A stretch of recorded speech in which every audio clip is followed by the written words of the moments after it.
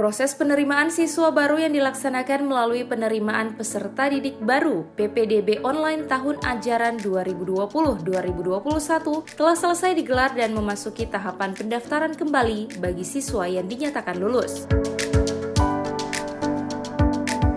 Untuk sistem PPDB yang telah berlangsung selama 7 tahun ini, terus dikembangkan untuk memberikan kemudahan bagi calon peserta didik baru, serta penerapan sistem zonasi sesuai dengan domisili.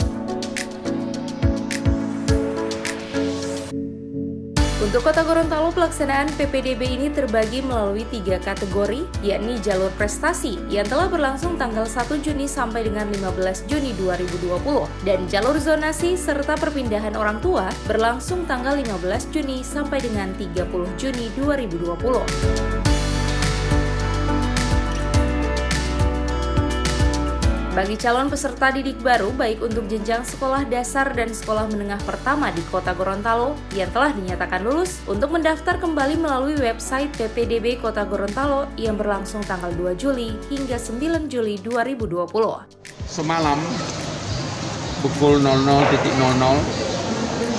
tanggal 2 Juli kami sudah mengumumkan hasil penerimaan PPDB online serta didik baru secara online.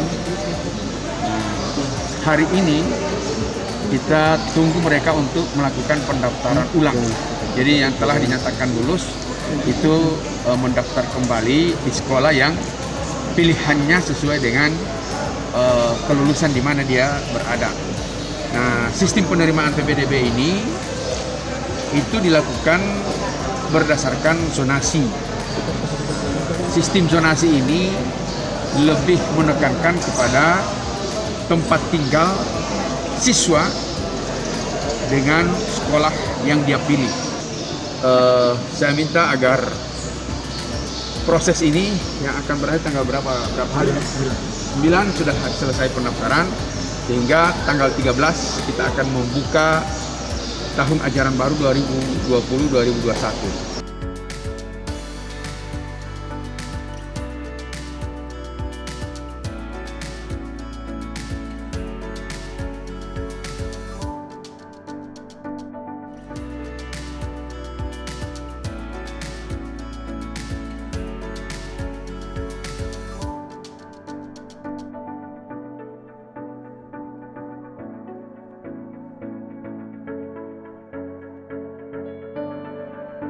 Tim Liputan Advertorial Mimosa TV.